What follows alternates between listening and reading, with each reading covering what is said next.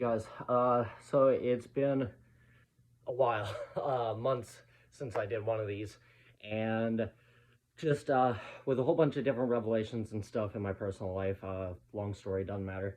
I'm, of course, gonna be trying to put out more of these fitness videos. I might do some of my own, like, personal interests unrelated to fitness videos sometime here soon, starting here in the new year. It wasn't really a New Year's resolution, it just kind of happened to line up. Anyway, to cut to the chase, this one I'm going to do a real quick overview of cardio systems. Um, and like the types of cardio you might want to use for your specific goal. I'm going to try to keep this one pretty simple, not super duper sciencey. So, the number one principle in athletic training that you have to remember is specificity. Out of all, I think, seven uh, fitness principles, this one is the very first one. And it literally just pretty much means train for, train what you are trying to improve.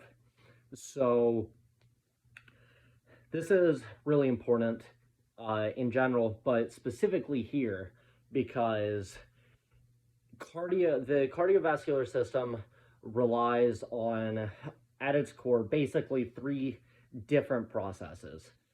So you have the phosphate, phosphatic, whatever system, which is pretty much using ATP for quick bursts of all-out power. Same kind of thing you would do for like a maximal lift, a like 1 rep max on a just any given lift, an all-out sprint like a 200 meter, like 5-10 seconds, maybe like 15,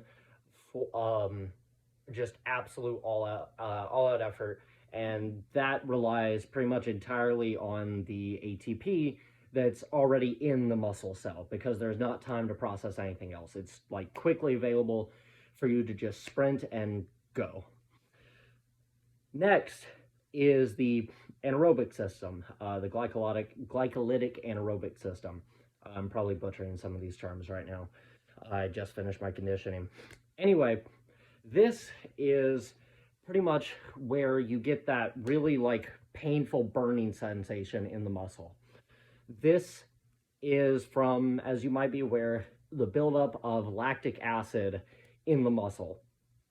Now, as we'll get to, in longer, lower intensity bouts of effort, sorry, somebody distracted me.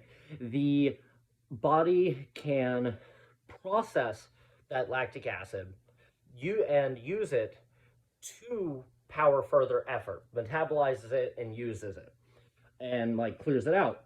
Now, the problem is if you were going hard enough, it builds up faster than your particular body's ability to process that lactic acid. That's where the burning comes from, just building up more and more of that. Now, and this one relies mostly, as the name, the glycolytic part implies, mostly on glucose stored in the muscle. And the blood, blah, blah, blah, blah, blah. Now, finally, you have the aerobic system. Aerobic meaning with oxygen. Now, this is where, again, long story short, you're using you're using oxygen, you're processing lactic acid for much longer bouts of effort.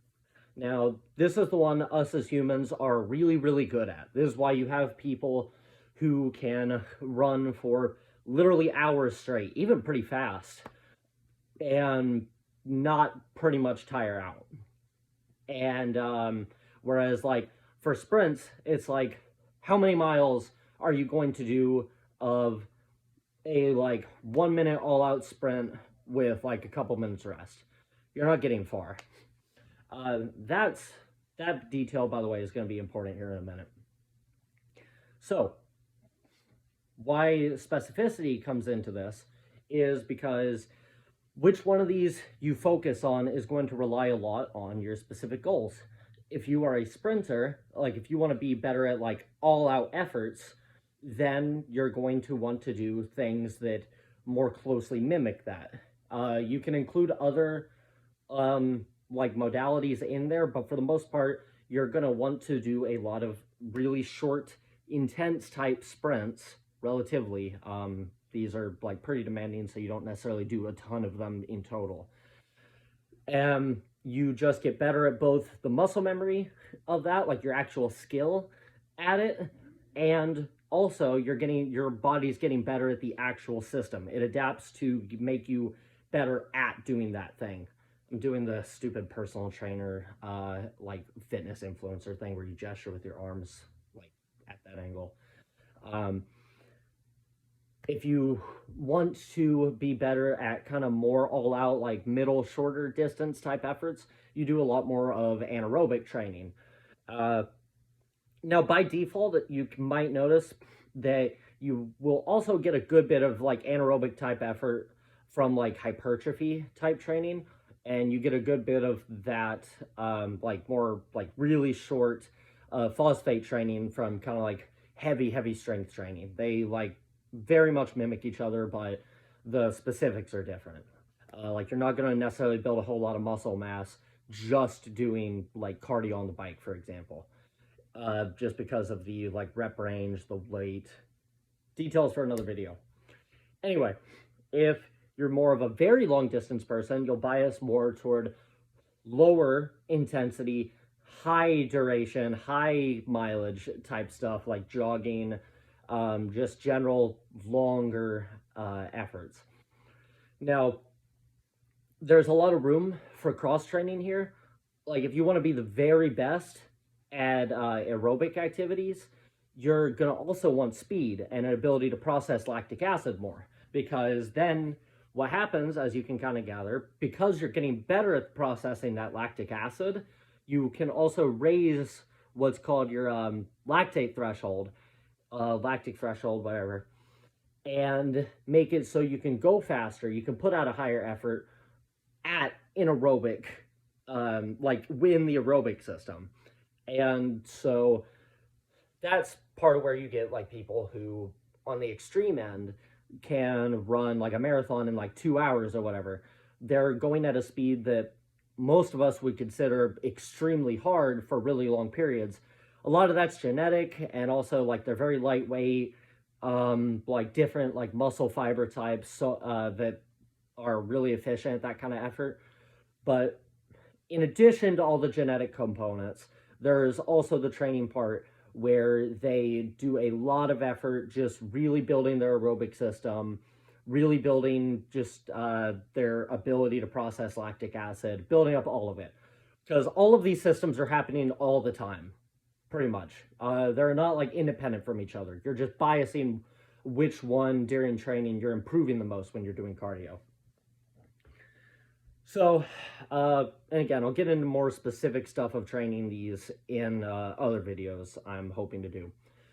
Now, I wanted to bring up how these tie into weight management, because there's a big misunderstanding here. Those become less of a problem like super recently, I think. Now, weight management comes down to energy balance. You can kind of think of it like a bank account, with savings being your body fat. Except this is something where if you're trying to lose weight, you want to dip into savings more. Every day, you consume a certain amount of energy in the measured in calories, and you use a certain amount of energy both just with your body living and also with day-to-day movement and also training.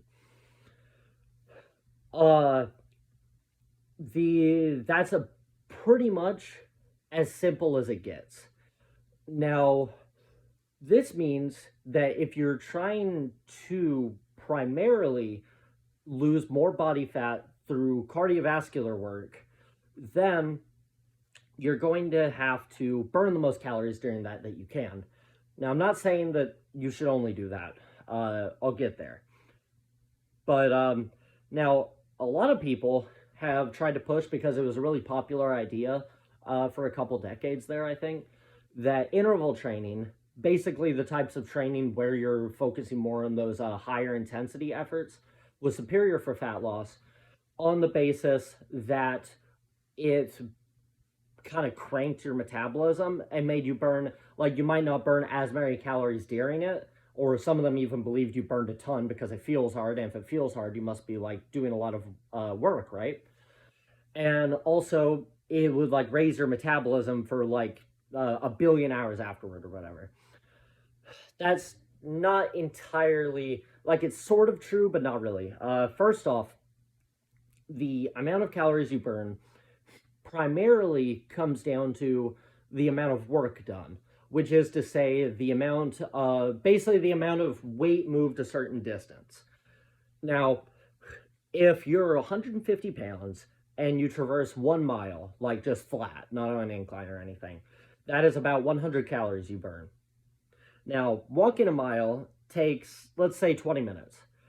Jogging a mile, if you're like an average person, let's say, might take 12, 15 minutes.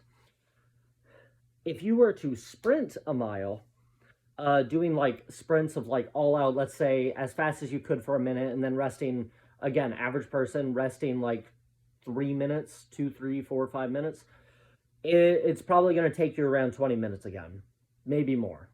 And even though it feels harder, you're not actually burning significantly more calories.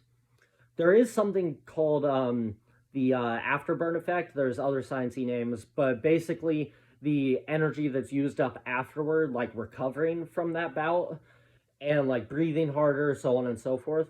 But it actually, like, it's gotten really overhyped. You only burn like up to, I believe it's off the top of my head, up to at most 10% of the amount of calories you expended during that effort in the like 24 hours afterward.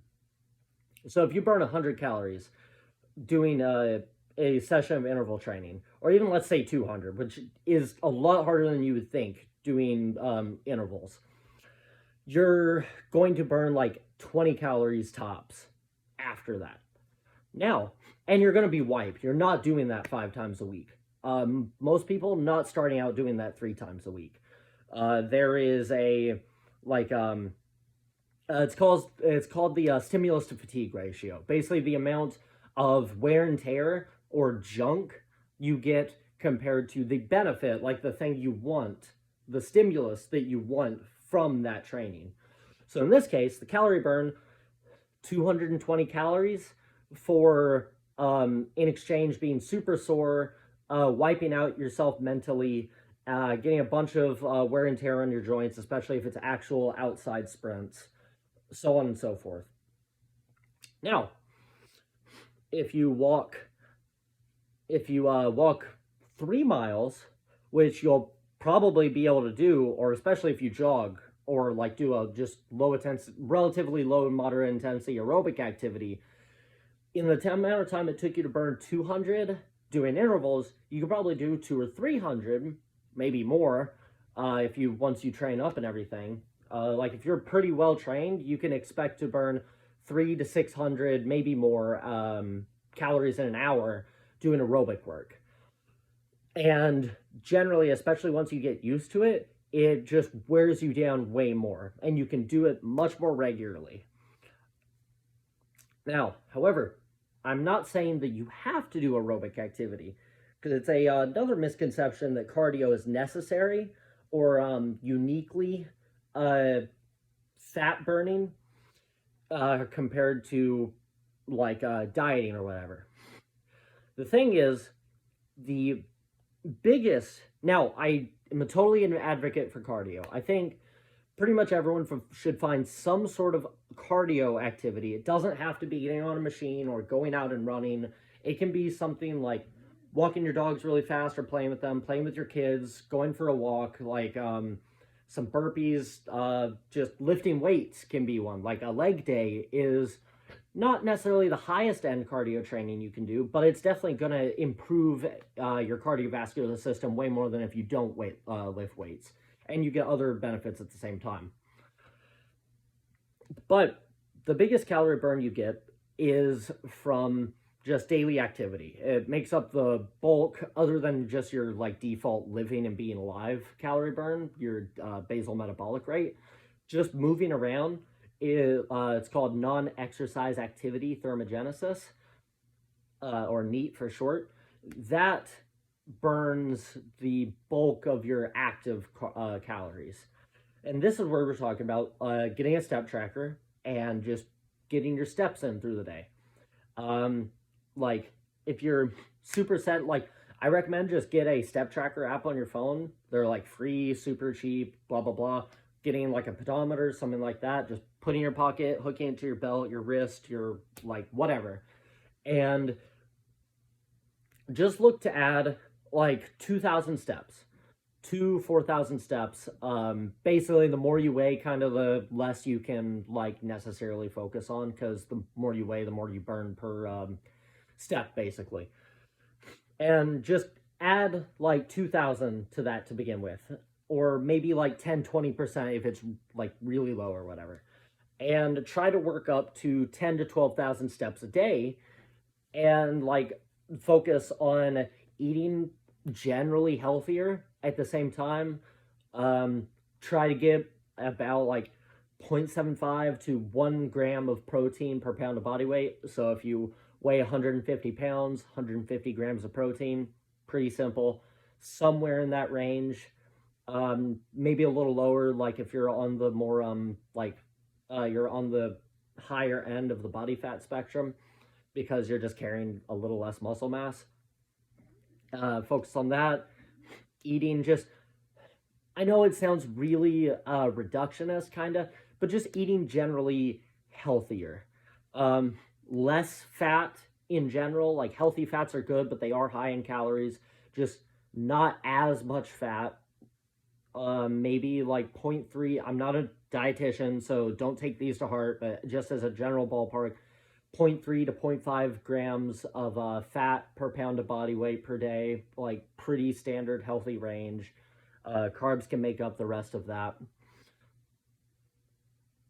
Like lots of fruits and vegetables, drinking less of your calories, diet sodas, water, so on and so forth. That kind of stuff. And between those two things, you get a really nice calorie burn while eating less calories in general. And those two things combined can give you a really big edge. And also just walking more, especially if you like speed up more, get a like basic heart rate. Because to get heart benefits, you don't have to get like a super high heart rate. If you want to be like overachiever and like a cardio stud and everything, it's super fun once you get into it.